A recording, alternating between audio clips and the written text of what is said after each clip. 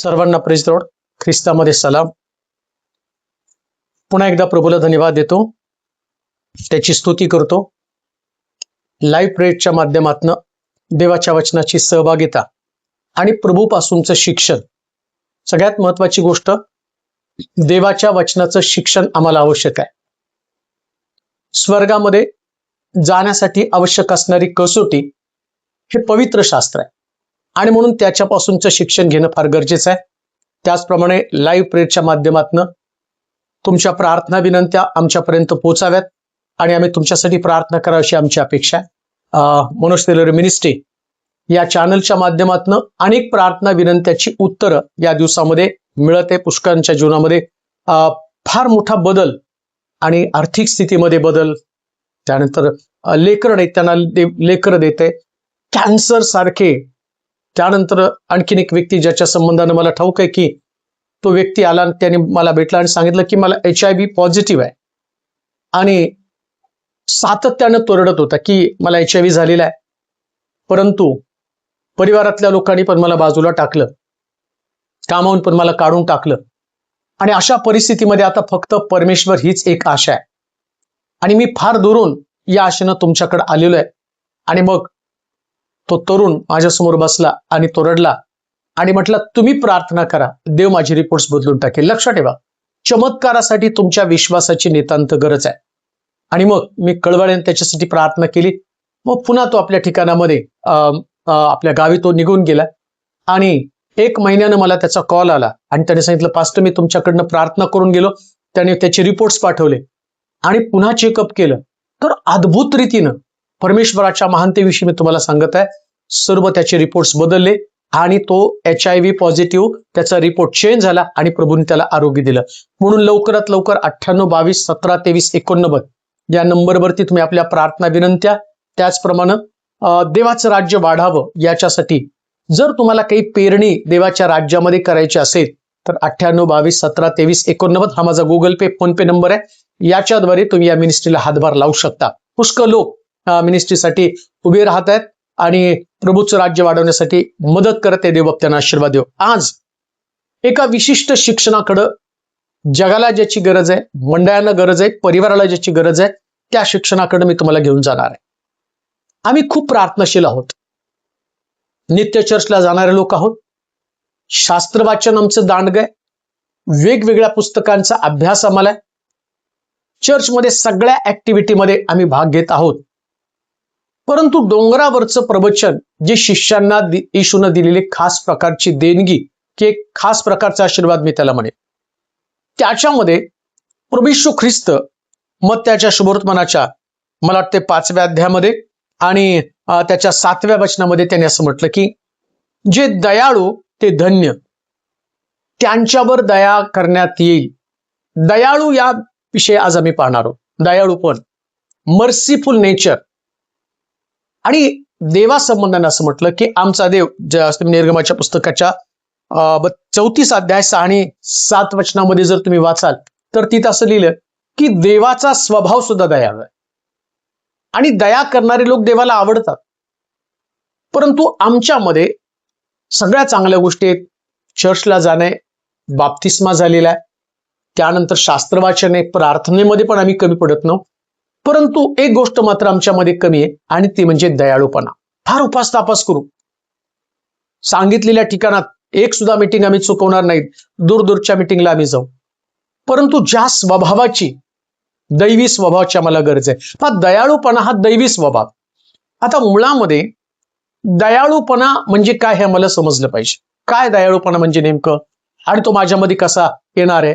जे मत्ती 5:7 मध्ये सांगितल्याप्रमाणे त्या डोंगरावरच्या प्रवचनाचं सगळ्यात टॉपचं वचन ज्याला असं म्हटलं, जे दयाळू ते धन्य, त्याच्यावर दया करण्यात येईल. म्हणजे ज्या लोकांमध्ये दयेचा स्वभाव नाही त्यांच्यावरती कधीच दया होणार नाही. जसं आम्ही पाहतो की येशू ख्रिस्तानं यरीहोमध्ये प्रवेश केला आणि त्या बर्तिमय नावाचा, तिमयाचा मुलगा एक बर्तिमय नावाचा भिकारी, आंधळा भिकारी वाटेवरती बसून भीक मागत आहे आणि प्रभूकडे तो याचना करतो, अहो दावीद पुत्र माझ्यावरती दया करा. त्याला दयेची गरज आहे. परंतु कित्येक वेळा ही दया आम्हाला प्राप्त न होण्याचं कारण जेव्हा आम्हाला दया करण्याची संधी मिळते त्यास आम्ही लोकांवरती दया करत नाही. आता दया म्हणजे नेमकं काय याच्याविषयी थोडंसं पाहणं फार गरजेचं आहे. काय दया म्हणजे? काय म्हणतो भूत दया, प्राणी दया. परंतु दया म्हणजे अडचणीमध्ये सापडलेल्या व्यक्तीला मदत करणं, याला दया म्हटलंय. एक व्यक्ती अडचणीमध्ये सापडली आणि प्रभूनं त्याला मदत करण्याची आम्हाला संधी दिलेली आहे. परंतु होतं काय माहिती का, त्या व्यक्तीची तळमळ, त्या व्यक्तीचं अडचणीमध्ये सापडलेलं आणि सापडलेली त्याची अवस्था, या सगळ्याकडे आम्ही पाहतो आणि आम्ही पुढे निघून जातो. मग आमची धार्मिकता कुछ कामाची ठरते. देवाचा स्वभाव दयाळू स्वभाव. देवानं जगावर एवढी प्रीती केली, दुसऱ्या भाषेमध्ये देवानं जगावर दया केली. त्यानं आपला एकुलता एक पुत्र यासाठी जगामध्ये पाठवला की कोणाचा नाश होऊ नये तर त्याला सार्वकालिक जीवन प्राप्त हो. ही देवाची दया आहे. प्रभू येशू ख्रिस्त देवाची दया आहे. जग फार मोठ्या संकटामध्ये सापडलेलं होतं. जगाचा नाश होणार होता. कोणाला उद्धार, तारण, सुटका मोफत मिळणार नव्हती. जसं मी पाहतो, कोकरा अर्पण केल्याशिवाय, रक्त पाहिल्याशिवाय परमेश्वर आम्हाला मोक्ष, आम्हाला उद्धार, आम्हाला तारण, आम्हाला सुटका देणारच नव्हता. आणि शास्त्रामध्ये सर्वांनी पाप केलं, देवाच्या गौरवाला ते उणे पडले, म्हणजे देवाच्या दयेला ते उणे पडलेले. आता संकटामध्ये सापडलेला हा मनुष्य, याला उद्धाराचा मार्ग माहित नाही, त्याला बाहेर कसं पडायचं माहित नाही. याजक सुद्धा परमपवित्र स्थानात गेल्यावर त्याला देवाच्या दयेशिवाय परत माघारी येता येत नव्हतं. जरी कोकऱ्याचं रक्त अर्पण करण्यासाठी घेऊन आणि ते रक्त शिंपडण्यासाठी याजक परमपवित्र स्थानामध्ये गेला, पण येताना त्याला देवाच्या दयेची गरज आहे. जगामध्ये आम्ही संकटामध्ये होतो आणि संकटातनं बाहेर काढण्यासाठी येशूला या जगामध्ये पाठवलं. त्यानं आमच्यावरती दया केली, आमच्यासाठी तो संकटामध्ये अडकला, तो क्रुसावरती गेला, त्यानं बलिदान स्वीकारलं. आता लक्षात ठेवा, हा स्वभाव आमच्यामध्ये येणं गरजेचं आहे. एखाद्या व्यक्तीला संकटामध्ये सापडल्यावर तुमची भूमिका, तुमची प्रतिक्रिया काय? मला माहिती बऱ्याच लोकांमध्ये तो स्वभाव आहे. एखादी व्यक्ती संकटात, अडचणीमध्ये, प्रश्नामध्ये सापडल्यावर त्या व्यक्तीची टिंगल करणं, त्याला दोष देणं, त्याला सांगणं की देवानं तुझ्यावरती क्रोध ओतला, तुझा न्याय झाला. अहो, हे दयेचं अंतःकरण नाहीये. दयेचं अंतःकरण याच्यापेक्षा वेगळं आहे. आणि ख्रिस्ती लोकांमध्ये या दयेच्या स्वभावाची नितांत गरज आहे. आणि म्हणून लक्षात घ्या, दया करणं हा एक आशीर्वाद आहे, हा एक स्वभाव आहे. आणि हे सगळ्यांमध्ये ते गुणधर्म नसतात. तो धार्मिक असेल, प्रार्थनाशील असेल, पण तू दयाळू असेल याची गॅरंटी नाहीये. मी तुम्हाला शास्त्रातनं पटवून देईल, नाही आम्ही धार्मिक आहोत, आमच्याकडे दयेचं अंतःकरण. दयेचा हा स्वभाव तुम्हाला दाखवता आला पाहिजे. मग येशू ख्रिस्तान तो दाखला दिला नाही. एक मनुष्य यरुशलेम सोडून जात असताना लुटारूच्या हाती सापडला. त्यानं यरुशलेम सोडली, ही त्याची चूक आहे. परंतु जेव्हा तो बाहेर पडला, एकाच्या अंतःकरणामध्ये त्या व्यक्तीविषयीची कणव नव्हती. एकाला सुद्धा वाटलं नाही त्या व्यक्तीला जाऊन सांगावं, बाबा यरुशलेम सोडू नको.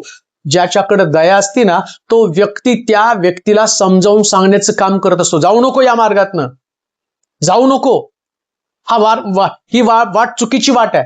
अहो, अब्राम आणि लोट, जेव्हा अब्रामानं आपला देश, गणगोत, नातेवाईक सोडले, अब्रामाला देवाची वाणी झाली आणि अब्राम देवाच्या वाणीच्या दिशेनं निघाला. वाटेमध्ये त्याचा पुतण्या लोट पण त्याच्या सोबत आला. दयेच्या संबंधाने मी तुम्हाला सांगत आहे, दयाळू अंतःकरण किती गरजेचं आहे आणि ते अंतःकरण कोणाकडे, त्याच्या संबंधाने मी आज तुमच्याशी बोलणार आहे. आणि ते किती तुम्हाला आवश्यक आहे आणि दयेचा आशीर्वाद देखील तुम्हाला कशा पद्धतीने मिळणार आहे ते तुम्हाला आता मी सांगणार आहे. हा अब्राम, लोट दोघ जण, आणि मी पाहतो की कनान देशाकडे जाण्यासाठी निघाले. वाटेमध्ये दोघांची मालमत्ता वाढली. आता इकडं मालमत्ता वाढल्यावरती अब्रामाची गुराखी, लोटाची गुराखी यांच्यामध्ये भांडण सुरू झालं. मग त्या ठिकाणामध्ये अब्रामाने निर्णय घेतला. लोटाला म्हणतो, तू जी दिशा निवडशील त्याच्या विरुद्ध दिशा मी निवडेल. जर तुला पूर्वेकडे जायचं, मी पश्चिमेकडे जाईल. आणि मग पहिला चान्स त्यानं लोटाला दिला, जे पाहिजे तू निवड. लक्षात ठेवा, दयेचं अंतःकरण जे आहे ना, ते संधी देणारं अंतःकरण, संधी देणारं अंतःकरण. अब्रामानं लोटाला चान्स दिला आणि आम्ही पाहतो लोटानं सदोम गोमोरा निवडला. आता सदोम गोमोरा जो तो हिरवळीचा प्रदेश आहे आणि तिथं सगळं काही सुपीक आहे, पाणी मुबलक आहे, हिरवळ आहे. आता अब्रामाचं अंतःकरण दयाळू असल्या कारणानं त्यानं त्याला तो प्रदेश निवडण्याची मुभा दिली. पण बायबल सांगतं, जो दया करतो त्याच्यावर दया करण्यात येईल. आता इकडं अब्रामानं लोटाला सदोम गोमोरा निवडण्याची मुभा दिली आणि परमेश्वरानं याला सदोम गोमोरापेक्षा कनान देवानं किती मोठी दया प्रभूनं त्याच्यावरती केली. हा लोट त्या कनानामध्ये नाही जाऊ शकला, सदोम गोमोरात राहिला. आणि आम्ही पाहतो सदोम गोमोराचा देवानं अग्नी आणि गंधकाच्याद्वारे नाश केला. पण दयेचा अंतःकरण हा स्वभाव जो हा जो आशीर्वाद आहे ना, या आशीर्वादामुळं जेव्हा परमेश्वरानं अब्रामाला सांगितलं मी सदोम गोमोराचा अग्नी आणि गंधकाच्याद्वारे नाश करणार आहे, त्यास अब्राम त्या दिवसाची ती घटना त्यांनी लक्षात नाही ठेवली. मी लोटाला सांगितलं, लोटानं सदोम गोमोरा माझ्यापासून काढून घेतला आणि आता देव त्याचा नाश करत आहे, तर मी त्याच्याकडे लक्ष देणार नाही, उलट प्रभू त्याचा नाश करते, तर देवानं त्याला त्याचं प्रतिफळ दिलं नाही. त्याचं अंतःकरण दयाळू आहे. आपल्या पुतण्यासाठी त्याच्या अंतःकरणामध्ये कळवळा उत्पन्न झाला आणि तो देवाकडे रदबदली करत आहे, मध्यस्थी करतो. देवा सदोम गोमोराचा नाश करू नको. काय तुमच्याकडे ते अंतःकरण आहे? तुमचा भाऊ, तुमची बहीण, एखादा परिवार, जो परिवार तुमच्याशी चांगला वागला नसेल, जी बहीण जो भाऊ तुमच्याशी चांगला वागला नसेल, पण आता तो संकटामध्ये आणि तुमच्या अंतःकरणामध्ये त्या व्यक्तीविषयी, त्या बहिणीविषयी, त्या भावाविषयी, त्या परिवाराविषयी तुमच्या अंतःकरणात दया उत्पन्न होणं गरजेचं. तो प्रसंग विसरा. तुमच्यातले मतभेद, तुमच्यातला तणाव, तुमच्यामधलं संघर्ष, तुमच्यामधला बेभान सगळं काढून टाका. दैवी स्वभाव तुमच्यामध्ये आला पाहिजे. आम्ही पापी असताना प्रभू येशू ख्रिस्ताला देवानं जगामध्ये पाठवलं. त्याने नाही विचार केला पाप मला आवडत नाही आणि मानवानं पाप केलं, आता मी पुन्हा त्याच्यावरती दंड पाठवतो, त्याचं खंडन करतो, शासन करतो, त्याचा नाश करतो. प्रभूनं आपली दया येशूच्या रूपाने जगामध्ये पाठवली. यरुशलेम सोडून जाणाऱ्या व्यक्ती संबंधानं हेच आहे. धार्मिक लोक, याजकानं पाहिलं, लेव्यानं पाहिलं, या यरुशलेमेतल्या व्यक्तीला लुटारूने पकडलं, चोप दिला, अर्धमेला टाकला, नग्न अवस्थेमध्ये त्याला टाकून, जखमी अवस्थेमधनं त्याला टाकून निघून गेलेले. काय यांच्या धार्मिकतेचा फायदा आहे? काय त्या लेव्याच्या आणि सेवेचा फायदा आहे? की जी सेवा, जे त्याचं याजकपण या व्यक्तीला वाचवण्यासाठी असमर्थ ठरत आहे. लक्षात ठेवा, दया एखाद्या व्यक्तीला वाचवण्याचं काम करतं. म्हणून दयाळू असा. यज्ञापेक्षा तुमच्यामध्ये दयेची नितांत गरज आहे. ज्या व्यक्तीमध्ये दया नाही, प्रभू त्याला कधीच दयेचा भाग बनू देणार नाही, तुमच्यावर पण दया करणार नाही. म्हणजे तुम्ही संकटामध्ये सापडल्यावर देव तुमची मदत करणार नाही, असं शास्त्रात लिहिलेलं आहे. दया करणाऱ्यावरती दया करण्यात येते. जर तुमच्यामध्ये दया नसेल, मी तुम्हाला वाचून दाखवतो लुकाच्या शुभवर्तमानाच्या 6व्या अध्यायाच्या आणि मला वाटतं 32 पासून 36 पर्यंतच्या वचनामध्ये जर तुम्ही गेलात तर असं लिहिलं, जे तुमच्यावर प्रीती करतात त्यांच्यावर तुम्ही प्रीती केली तर त्यात तुमचा काय उपकार? तो काय उपकार? कारण पापी लोकही आपल्यावर प्रीती करणाऱ्यावर प्रीती करतात. म्हणजे तुम्ही तुमच्या भावावर, तुमच्या बहिणीवरती, तुमच्या घरातल्या लोकांवरती, तुमच्या लेकरांवरती प्रीती करता, ते पापी पण प्रीती करतात ना. आता तुम्ही म्हणाल मी सगळ्यांवरती प्रीती करतो. बायबल काय सांगतं? संकटामध्ये सापडलेल्या व्यक्तीवरती प्रीती करणं म्हणजे दया करणं. तुम्ही प्रीती करता म्हणजे तुम्ही पापी नाही असं समजू नका. आपल्या पुरती प्रीती, आपल्या परिवारापुरती प्रीती, आपल्या कुटुंबापुरती प्रीती, आपल्या मंडळीपुरती प्रीती. एखादी मंडळी संकटामध्ये, एखादा परिवार संकटामध्ये, तुझ्या मंडळीतलं एखादं कुटुंब संकटामध्ये, परंतु संकटामध्ये जसं तुझ्या भावाला, तुझ्या बहिणीला, तुझ्या पत्नीला, तुझ्या पतीला मदत करणारं तुझं अंतःकरण असतं, तसं एखादी व्यक्ती जी तुझ्या कुटुंबाचा सदस्य नाही पण तू तिला ओळखतो. आणि शास्त्रात तर दये संबंधानं असं म्हटलं, तुझा शत्रू भुकेला असेल तर त्याला तू भाकर दे, तो उघडासला तर त्याला वस्त्र दे, वाईटाने जिंकला जाऊ नको तर बऱ्यानं वाईटाला जिंक. असं केलं तर आपल्या शत्रूच्या डोक्यावरती निखाऱ्याची रास करशील. याला म्हटलेले दया. परिवारापुरती दया, कुटुंबापुरती दया नको आहे. यरुशलेम सोडून जाणाऱ्या व्यक्तीला पण दयेची गरज आहे. म्हणून याजक आणि लेवी त्या रस्त्याने जात असताना त्यांच्या अंतःकरणामध्ये दया नव्हती, धार्मिकता होती, पण त्यांच्या अंतःकरणात दया नव्हती. आज लोकांकडे धार्मिक जीवन आहे, धार्मिकता खूप आहे हो, सेवा करणारं अंतःकरण आहे, सेवेचं हृदय त्यांच्यामध्ये आहे, परंतु दयेचं अंतःकरण त्यांच्याकडे नाहीये. यरुशलेम सोडणाऱ्या व्यक्तीला दया कोण दाखवणार आहे? एखादा व्यक्ती चुकला, एखादा व्यक्ती भरकटला, एखाद्यानं यरुशलेम सोडलं. नामी ज्या पद्धतीनं तिने बेथलेम यहूदा सोडला आणि तिला अनेक प्रकारच्या संकटाला तोंड द्यावं लागलं. नवरा मेला, लेकरं मेली, अशा परिस्थितीमध्ये सगळं तिने गमावलं. एका व्यक्तीने दया दाखवली, एक शुभवर्तमान घेऊन नामीकडे कोणतरी गेलं. देवानं आपल्या लोकांची भेट घेतलेली आहे. बेथलेमाची, यरुशलेमेची, यहूदाची प्रभूनं भेट घेतलेली आहे. आता तिथं समृद्धी आलेली आहे. दया करणारा व्यक्ती, जो व्यक्ती आणि गाव सोडून, ठिकाण सोडून निघून गेला, त्याच्यापर्यंत पोचतो, तो दया करतो. प्रियानो, काही लोक तुमच्यापासून गेलेले आहेत, काही मंडळीतनं गेलेले असतील, काही परिवारातनं गेलेले असतील. कोण त्यांना दया दाखवणार आहे? कोण शुभवर्तमान घेऊन जाणार आहे? कोण त्यांना चांगली बातमी घेऊन जाणार आहे? तुमचं चांगलं झालं, देवानं तुम्हाला आणि चांगल्या स्थितीवर मध्ये नेलं. लक्षात घ्या, आज ख्रिस्ती व्यक्तीमध्ये दयेचा गुणधर्म यायलाच पाहिजे. दानिएल स्वतः उच्च पदावरती गेल्यावर त्यानं शद्रक, मेशक, अबेदनगोची आठवण केली. त्यांना सुद्धा त्यांनी आपलंसं केलं, त्यांची मदत त्यानं केलेली. दया करणाऱ्या व्यक्तीचं हे अंतःकरण आहे. आणि लक्षात ठेवा, आज जर तुम्ही लोकांवरती दया केली नाही तर तुमच्यावरती दया करण्यात येणार नाही. हा तुमचा स्वभाव, हा तुमच्यातला आशीर्वाद आहे. जर तुमचं अंतःकरण एखाद्या भुकेलेल्या व्यक्तीसाठी तुटत आहे आणि तुम्ही त्याची मदत कराल, देवानं तुम्हाला हा दिलेला खास प्रकारचा आशीर्वाद आहे. प्रभूनं तुम्हाला आशीर्वाद दिलेला, प्रभूनं तुम्हाला अनुग्रह दिलेला. मला आठवतं की एकदा चर्च बांधत असताना सोलापूरमध्ये, ज्या सोलापूर चर्चमध्ये मी पूर्वी होतो, आणि तिथं पहिलं चर्च, आताच नाही, पहिलं चर्च, अगदी सुरुवातीला ज्यावेळेस माझ्याकडे काही नव्हतं आणि त्यास मी प्रभूने जी जागा दिली त्या जागेवरती मी चर्च बांधण्याचं काम चालू केलं होतं. आणि मला पैशाची नितांत गरज होती. तिथले लोक गरीब होते, त्यांच्याकडे पैसे नव्हते, जे होते त्यांच्याकडे एवढे पैसे नव्हते, परंतु मोठं काम होतं. आणि मग लोकांनी डोनेशन देऊन, प्रार्थना करून मी बऱ्याच ठिकाणातनं थोडंफार डोनेशन जमा केलं होतं. आणि मला आठवतं की एक तरुण पाळक माझ्याकडे आला आणि त्याने सांगितलं की पाळक साहेब, माझं चर्च, मी अशा लोकांमध्ये काम करतो, ते गरीब आहेत, हातावरती कष्ट करून खाणारे लोक आहेत, आणि बाजूला मी सगळं कुडाचं बांधकाम केलेलं आहे. म्हणजे रानामध्ये जाऊन जे काही गवताच्या गंजा आणल्या आणि त्यानं माझ्या भिंती, त्याला मग पुन्हा मी मातीने सारवलं आणि सगळं केलं. परंतु आता पावसाळा आला आणि लोक तिथे एकत्र जमतात. त्याच्या अगोदर माझ्याकडे प्लास्टिकचं कापड होतं आणि मी कसं तरी बांधून ते चर्च चालत होतं. परंतु आता पावसाळा आलाय आणि मला पत्र्याची गरज आहे. तर तुम्ही जर मला पत्र्यासाठी थोडीफार मदत केली तर फार माझं बरं होईल. आणि मग मी त्याला विचारलं, बाबा किती तुझा खर्च आहे? मग त्यांनी काहीतरी मला त्यास 35,000 रुपये सांगितलेले होते. आणि मग आता मला मोठा प्रश्न पडला, 35,000 त्याच्या पत्र्याचा खर्च आहे त्याला, आणि ते दिल्यानंतर मलाही चर्चला बांधकाम करायचंय, मग माझ्याकडे कसे राहणार आहेत? मग माझं मन म्हटलं, नाही, एक 5-10 हजार रुपये त्याला देऊ आणि त्याला पाठवून देऊ, जेणेकरून त्याची थोडीफार गरज भागेल. पण दुसऱ्यांदा मला असं वाटलं की या व्यक्तीला कोण ओळखत नाही, मदत करणारे कोण आहेत? या दिवसामध्ये मदत पाहिजे तर त्याला ग्लॅमर लागतं, तुमचं काम दिसायला पाहिजे. तुम्ही सेवा करता का नाही हे दिसण्यापेक्षा तुमचं लक्झरी लाईफ, तुमचं काम दिसलं की लोक मदत करतात. मग मी काय म्हटलं, काय करावं समजेना.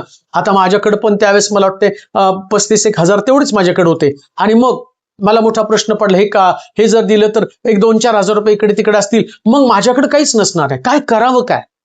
आता देवानं तर सांगितलं दया करायला पाहिजे. मग माझी गरज पहिली भागावी का याची? मला अजून भरपूर काम होतं. 10-15 लाखाचं काम शिल्लक होतं. 35,000 माझं काम संपणार नव्हतं. पण त्याच माझ्या मनामध्ये एक विचार आला, आता याचं माझं जे छप्पर आहे त्या छप्परला भरपूर खर्च येणार होता. जो 1,85,000चं स्टील लागणार होतं. त्याचप्रमाणे 250 पोते सिमेंट, 250 पोते सिमेंट लागणार होतं, 6 ट्रक खडी, 6 ट्रक वाळू, एवढं लागणार होतं. म्हणजे आणि मजुरी वेगळी. आता मला मोठा प्रश्न पडला की माझं काम मोठं आहे, याचं काम छोटं आहे, काय करावं नेमकं? पण मला पण पैसे परत मिळणार नाही.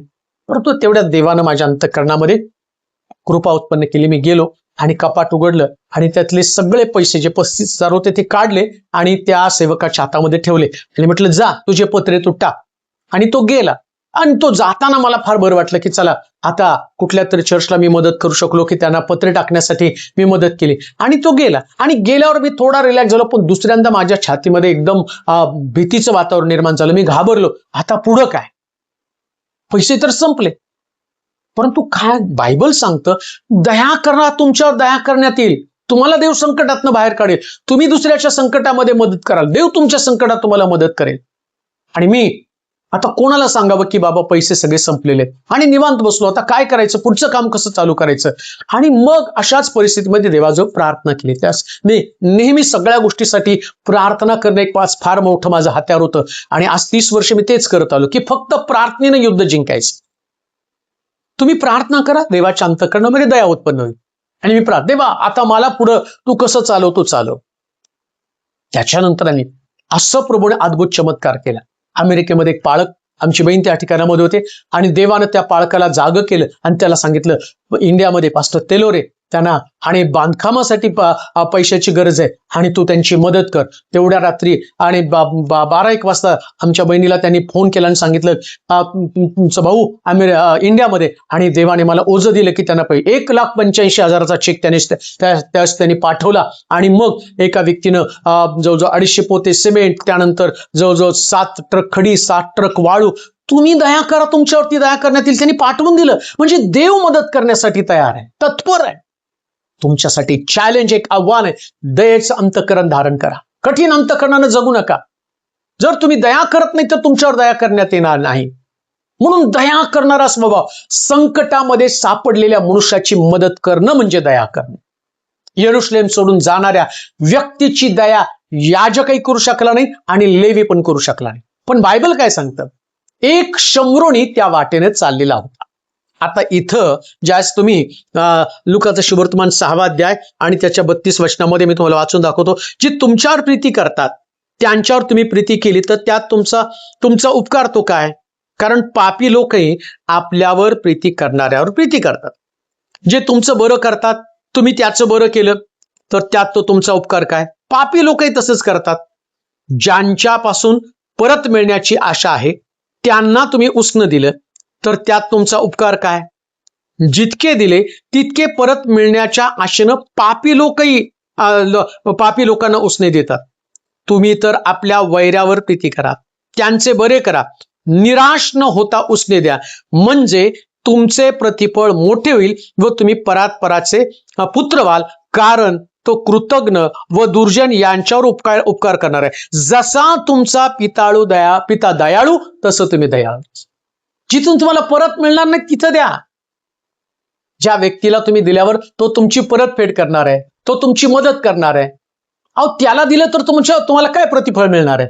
पण जिथं तुम्ही दिल्यावर तुम्हाला परत मिळणार नाही आणि तिथं तुम्ही गुंतवणूक करता तर देव तुम्हाला उत्तम प्रतिफळ देणार आहे. जिथं तुम्हाला मिळणार नाही, आशाच नाही तुम्हाला. एखादा गरीब आहे आणि शास्त्रामध्ये असं लिहिलं, तो म्हणतो वैऱ्यावर असं लिहिलं, तर तुम्ही तर आपल्या वैऱ्यांवर प्रीती करा, त्यांचे बरे करा, निराश न होता उसने द्या. वैऱ्यांना द्या. कुणाला द्या म्हटलं? वैऱ्यांना. अहो, आमच्याच लोकांना देऊ शकत नाही, आम्ही आमच्याच लोकांवर प्रीती करू शकत नाही, मग वैऱ्यांवरची प्रीती तर किती लांब असणार. म्हणून देवाच्या लोकांना खरं ख्रिस्ती जीवन, खरं प्रभूमधलं जीवन, खरं विश्वासाचं जीवन कोणतं आहे? ज्याच्यामध्ये वैऱ्यावर सुद्धा दया करणारं अंतःकरण असतं. तो संकटात सापडल्यावर त्याची मदत करणारं अंतःकरण असतं, ते दयाळू अंतःकरण असतं. आणि आता आम्हाला त्या अंतःकरणाची गरज. भरपूर झाल्या प्रार्थना, भरपूर झालं चर्चला जाणं. त्याला काही पैसे लागत नाही चर्चला जाण्यासाठी आणि तुम्हाला बायबल वाचन करण्यासाठी. अहो, ती तुमची एक लाईफस्टाईल बनून गेलेली आहे. आम्हाला लाईफस्टाईल नाही, आम्हाला एक जीवन जगण्याची पद्धत आली पाहिजे, ज्या अंतःकरणामध्ये दया उत्पन्न व्हायला पाहिजे. पवित्र आत्मा जर तुमच्यामध्ये आला ना तर आपोआप ती भावना तुमच्यामध्ये उत्पन्न होती. पवित्र आत्मा आल्यावर देवाचं अंतःकरण प्राप्त होतं. पवित्र आत्मा तुम्हाला फक्त अन्य भाषा बोलण्यासाठी आहे? पवित्र आत्मा तुम्हाला चिन्ह चमत्कार करण्यासाठी आहे? पवित्र आत्मा तुम्हाला उपदेश करण्यासाठी आहे? पवित्र आत्मा तुम्हाला रोगी बरे करण्यासाठी नाही. या सगळ्या गोष्टी देव त्याच्या सामर्थ्यानं उपयोगी आणतो. पण खरं आत्मिक सामर्थ्य कोणतं आहे? आत्मिक फळ कोणतं आहे?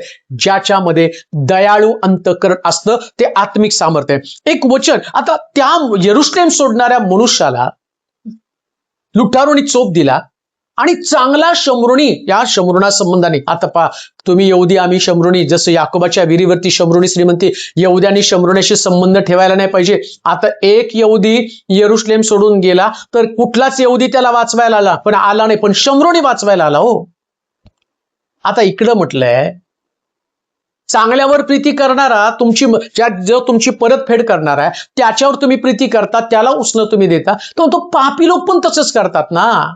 पण इकडं तर पाप्याने याच्यापेक्षा वेगळं केलं. शमरुणी हा पापी व्यक्ती आहे, देवानं त्याच्याशी संबंध न ठेवण्यासाठी सांगितलंय. शमरुणी लोकांनी डोंगरावरती उपासना करायची नाही. यहुद्यांनी जाऊन डोंगरावरती, त्यांना तर प्रभूनं तुच्छ मानलेलं आहे. आता हा शमरुणी आला आणि बायबल असं सांगतं, येशू त्याच्या संबंधाने म्हणतो चांगला शमरुणी. कोण चांगला शमरुणी आहे? या शमरुण्याच्या अंतःकरणामध्ये दया उत्पन्न झाली, तो शमरुणी चांगला आहे. त्या व्यक्तीविषयी दया उत्पन्न झाली. कोणता व्यक्ती? ज्याला लुटारूनी चोप दिलेला आहे. एखाद्या व्यक्तीची थट्टा करू नका. एखादा व्यक्ती संकटात सापडल्यावर त्याला तसंच टाकून जाऊ नका. आज मंडळीची शोकांतिका आहे. कित्येक परिवार देवाच्या मंदिरापासून, देवाच्या सानिध्यापासून, देवाच्या समक्षतेपासून दूर गेल्या कारणानं ते संकटात सापडले नाही. देवाच्या सानिध्याला सोडलं, संकट आहेच, लुटारू आहेच, टपलेलाच आहे तो.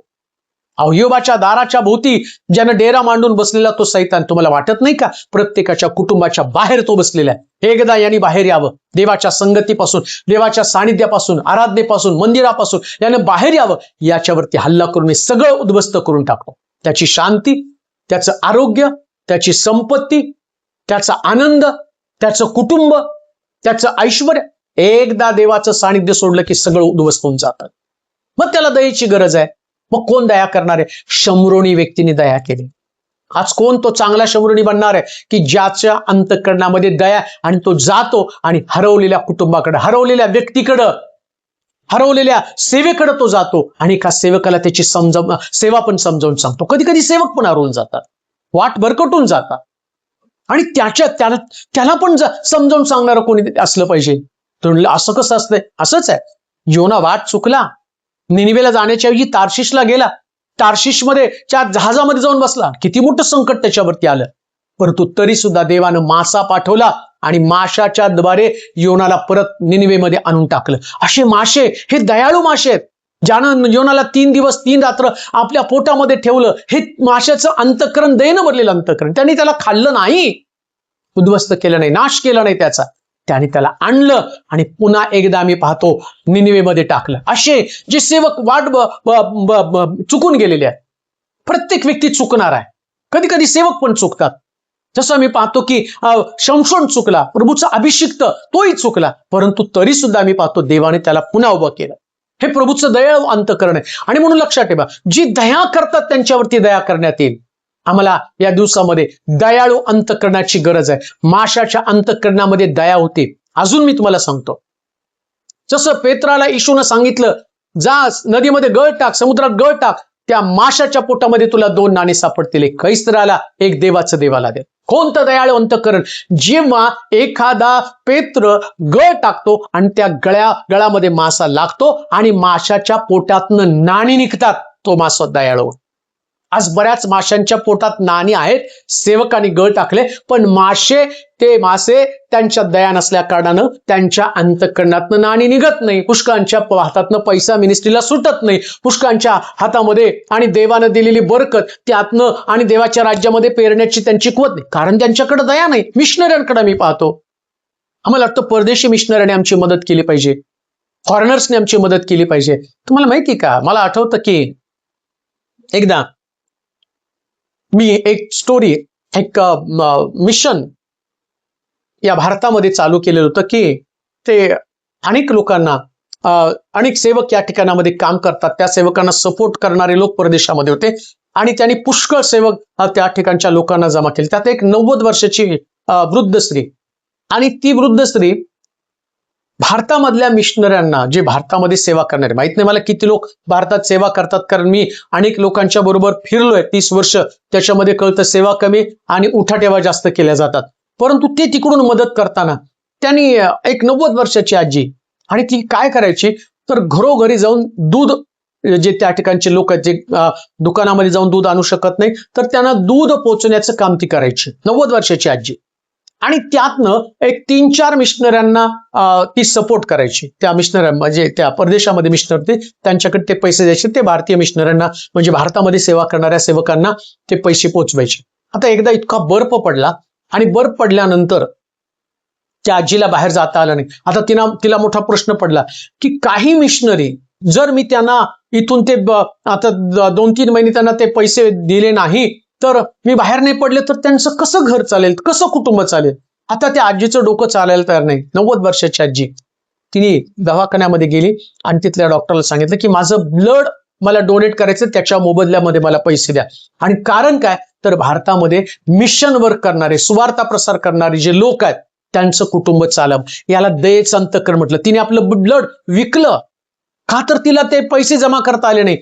आहे का अंतःकरण आमच्याकडे? ते आहे का मिनिस्ट्रीचं अंतःकरण, आहे का सेवेचं अंतःकरण? आम्ही आमचा परिवार, आमचं कुटुंब, आमचं ऐश्वर, आमची संपत्ती आणि आमच्याच विश्वामध्ये अडकून पडलेलो आहे. देवाचं अंतःकरण कुठे आहे? अजूनही आम्ही परदेशी मदतीवरती अवलंबून आहोत. आम्हाला वाटत नाही आमचे सेवक त्यांनी सेवा करावी. आम्ही त्यांच्यासाठी कुठल्याही प्रकारची आमच्या अंतःकरणामध्ये दया नाही. ही गोष्ट आम्ही पाहतो. एक मनुष्य यरुशलेम सोडून जाताना लुटारूच्या हाती सापडला. नामी यरुशलेमेतनं बाहेर पडताना, बेथलेम यहूदातनं बाहेर पडताना नामीच्या विषयी सुद्धा कोणाच्या अंतःकरणात दया नव्हती. कोणी नाही तिला म्हटलं राहायतच, तुझा परिवार राहू दे, आपण सगळे मिळून जे काही मिळेल ते खाऊ. ती गेली कुठं? मवाबामध्ये गेली, चैनबाजीमध्ये गेली, पापी लोकांमध्ये गेली आणि सगळं तिने गमावलं. दयेचं अंतःकरण असू द्या. कोणाला देवाच्या सानिध्यापासून, समक्षतेपासून जाऊ देऊ नका. तुमचं अंतःकरण दयेनं भरलेलं अंतःकरण असू द्या. माशाने नाणी दिली, त्याचप्रमाणे एका माशानं थोमाला, योनाला त्यानं पोटामध्ये ठेवलं आणि जाऊन पुन्हा एकदा त्यानं निनवेमध्ये त्याला टाकलं. याला म्हटलंय दया. दया करा म्हणजे तुमच्यावरती दया करण्यात येईल. दया करा म्हणजे तुमच्यावरती दया करण्यात येईल. एक वचन वाचू, आपल्याला ते वचनाचा आणि अर्थ समजेल. दया किती आवश्यक आहे या संबंधानं पवित्र शास्त्र काय सांगतं त्याकडे लक्ष देणं फार गरजेचं आहे. कारण आम्ही सगळ्या गोष्टी जाणतो, परंतु आम्हाला दुसरा संकटात सापडल्यावर त्याला मदत करणारं अंतःकरण नसतं. याकोबाचं पत्र त्याचा 2 अध्याय आणि त्याच्या 33 वचनाकडे थोडंसं, याकोबाचं पत्र 2 अध्याय आणि त्याचा 13 वचनाकडे थोडंसं आपण लक्ष लावणार आहोत. 13 वचनामध्ये काय सांगितलं? कारण ज्याने दया केली नाही त्याचा न्याय दये वाचून होईल. दया न्यायावरती विजय मिळवते. फार सुंदर आहे. ज्यानं दया केली नाही त्याच्यावर अजिबात दया केली जाणार नाही. त्याचा न्यायच दये वाचून होणार. आणि लक्षात द्या, न्यायाच्या दिवशी आम्हाला दयेची गरज आहे. आता बघा, मी तुझ्या नावानं भूत काढली, मी तुझ्या नावानं संदेश दिला, मी तुझ्या नावानं रोगी बरे केले, तो म्हणतो मी तुला ओळखत नाही. आता एवढं सगळं करण्यासाठी किती अभिषेकाची गरज आहे? अभिषेकाची गरज आहे. भूत काढले, संदेश दिला, रोगी बरे केले. आता एवढा अभिषेक असणारा व्यक्ती, परंतु न्यायाच्या दिवशी काय म्हटलं माहिती का? मी तुला ओळखतच नाही. का? तू दया सगळं केलं पण दया केली नाही ना. लक्षात ठेवा, प्रार्थना केली, संदेश दिला, रोगी बरे केले, भूत काढली, पण दया करायला पाहिजे ते दया केले. म्हणजे एक व्यक्ती संकटात सापडल्यावर त्याची मदत केली नाही. आता तू संकटात सापडला, तुझा हिशोब घेतला जाणार आहे ना. निंदा केली, अपमान केला, लबाडी केली, कितीतरी पाप केलेले आहे आम्ही. असं नाही की आता मी इथं उभा आहे, माझ्याकडनं पण असंख्य पाप घडलेली आहेत. मी काय या ठिकाणामध्ये स्वतःला फार धार्मिक समजतो अशातले भाग नाहीये. आणि मी धार्मिक समजत असेल तर जगातला सगळ्यात लबाड व्यक्ती मी आहे. माझ्याकडे पण चूक आहे, मला दयेची गरज आहे. रोज मी प्रभूकडे मागतो, बाबा देवा मला क्षमा कर, माझ्या अपराधांची पापांची क्षमा कर. तू न्यायी देव आहेस, तुला पाप आवडत नाही, माझ्याकडनं पाप घडलं. कोणी आपल्या भावाला अरे मूर्खा म्हणेल तर ते पाप. किती मुखातनं चुकीचे शब्द गेलेले आहेत. मग दयेची गरज तेव्हा आहे. म्हणून तर असं म्हटलं की एकदा एका धन्यानं आपल्या चाकराकडनं हिशोब घेण्याचं ठरवलं आणि त्याला कळलं हिशोबात गफला झालेला आहे आणि त्याच्या लक्षात आलं. तर या चाकरानं काय केलं माहिती का? पटपट लोकांना बोलवलं, ज्याला उसनं द्यायचं होतं त्याला. तो आणि किती तुला धन्यानं माझ्या दिलं? 50 भांडे तेल दिलं का? 10 ले. 50 परत करू नको, 10 ले. त्यानं अशा पद्धतीने कोणाकडनं 10, कोणाकडे 20 आणि अशा पद्धतीने लोकांवर दया करत सुटला. आणि तिथं म्हटलं का त्यांनी तसं केलं? तर जेव्हा त्या नोकरीवरून त्याला काढून टाकण्यात येईल, तो म्हणतो मी ज्यांच्यावरती दया केली ते माझी मदत करतील. हे असं पृथ्वी तलावरचं जीवन आहे. एकमेकाची मदत करा. संकटामध्ये सापडलेल्या सेवकाला, व्यक्तीला, भावाला, बहिणीला, मंडळीतल्या लोकांना, शेजारी पाजारी सगळीकडे तुम्हाला दया करता आली पाहिजे. तुम्ही देवाचे लोक आहात याचं चिन्हच तुम्ही दया करणारे लोक आहात.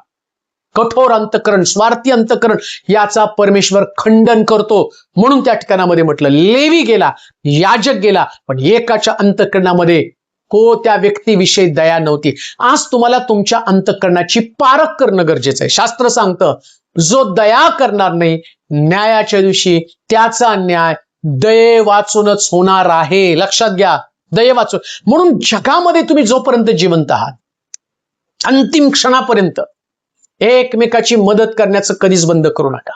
एकमेकाला संकटात सापडल्यावर प्रभावीपणे त्याच्याबरोबर उभं राहा, त्याची मदत करा, त्याचं सहाय्य करा.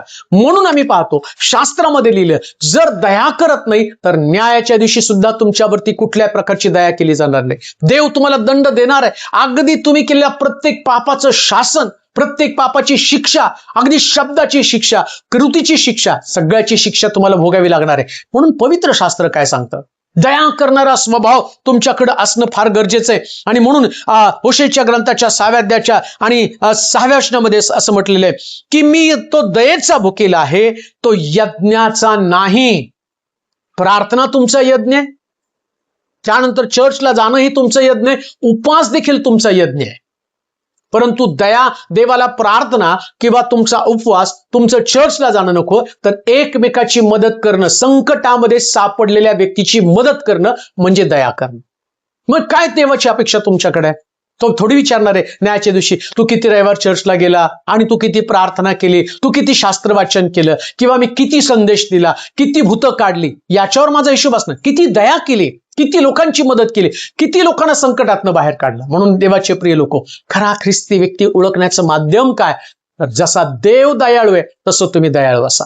दयाळूपणा हा तुमचा स्वभाव असला पाहिजे देवाच्या लोकांना. आणि म्हणून याकोबाच्या पत्रामध्ये म्हटलं, जो दया करत नाही त्याचा न्याय सुद्धा दये वाचून होणार आहे. मग किती चांगली गोष्ट आहे.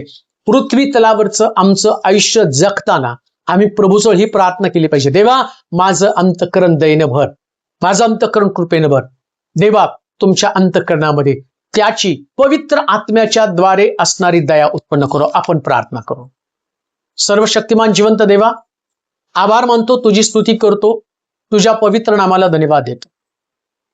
आज देवाचे अनेक स्वभाव आणि स्वभावाचे अनेक पैलू आम्ही पाहिले, पण देव दयाळू आहे. आणि या दयाळूपणाविषयी जेवढा आम्ही विचार करायला पाहिजे तेवढा आम्ही कधीच विचार केला नाही. जसा देव दयाळू तसं आम्हीही दयाळू असावं. म्हणून ऐकणाऱ्या प्रत्येक व्यक्तीच्या अंतःकरणामध्ये ती दया उत्पन्न कर. एखादा बंधू, एखादी बहीण, एखादा परिवार, एखादा सेवक, एखादी मिनिस्ट्री, एखादी सेविका, एखादे देवाचा दास, दासी, कोणी संकटामध्ये सापडलं असेल त्यांना मदत करणारं अंतःकरण देवा तुझ्या प्रिय लोकांना दे. ते दैवी स्वभाव तू दे. जगाला दयेची गरज आहे. लोक यज्ञ करत आहेत, आपल्या देवाला प्रसन्न करण्यासाठी अहोरात्र प्रयत्न करतायत, पण परमेश्वर पवित्र आत्म्याच्या द्वारे लोकांच्या अंतःकरणामध्ये दया उत्पन्न करत आहे. प्रभू, आज जे लोक तुझं वचन ऐकत आहेत त्या लोकांच्या अंतःकरणामध्ये दया उत्पन्न कर. संकटात सापडलेला लोकांना मदत करणारं अंतःकरण त्यांना तू दे. त्यातून बाहेर काढणारं अंतःकरण दे. चांगला शमरोनी ज्या पद्धतीने लुटारू हे लुटून टाकलेल्या व्यक्तीला उतार शाळेमध्ये घेऊन जातो, तसं अंतःकरण दे. अनेक लोक जे लुटलेले आहेत, उद्ध्वस्त झालेले आहेत, अशा परिवाराला देवाच्या राज्यामध्ये, देवाच्या घराकडे आणण्यासाठी सहाय्य कर. प्रार्थना करतो, जे लोक संकटात, आजारपणात, दुःखात, कष्टामध्ये, सर्व प्रकारच्या वाईट परिस्थितीमध्ये सापडलेले आहेत, त्यांना त्यातून बाहेर काढ. लेकरासाठी प्रार्थना करणाऱ्या बहिणींसाठी प्रार्थना करतो, फलद्रूप कर. त्यांना चांगल्या साक्षी घडू दे. 18 वर्ष, 12 वर्ष, 17 वर्ष, अनेक वर्ष लेकराची वाट पाहत पाहत त्यांचं परिवारातलं दुःख भारी झालेलं आहे, परंतु त्यांना आनंदाचा क्षण दे प्रभूजी. जी लेकरं परीक्षा देत आहेत, नोकरी हातातून निसटून जात आहे, त्यांच्या कानावरती आनंदाच्या बातम्या पसू दे. एक चांगली सुरुवात त्यांच्या जीवनाला होऊ दे. नोकरीची गरज त्यांची भागव. घराचा प्रश्न आहे, लोनसाठी प्रयत्न करत आहेत, कर्जात अडकलेले आहेत, त्या सगळ्या अवस्थेतनं त्यांना बाहेर काढ. स्किन डिसीज, ॲलर्जिक स्किन ज्यांची आहे त्यांच्यासाठी प्रार्थना करतो प्रभू. अंगावरती येणारे पुरळ, लाल चट्टे, पांढरे चट्टे, या सगळ्यातनं त्यांना सुटका दे. आणि जे गायनिक समस्या असणाऱ्या लेकरांसाठी प्रार्थना करतो, त्यांनाही तो स्पर्श कर. आरोग्य दे प्रभूजी आणि अद्भुत साक्ष घडव. धन्यवाद देत, तुझी स्तुती करत, तुला गौरव देत. येशूच्या नावात ही प्रार्थना विनवणी केली म्हणून तो ऐक. आमेन. आता देवबापाची प्रीती, प्रभू येशू ख्रिस्ताची कृपा, पवित्र आत्म्याची सहभागिता तुम्हा सर्वांबरोबर आता आणि सदा सदाकाळ राहो.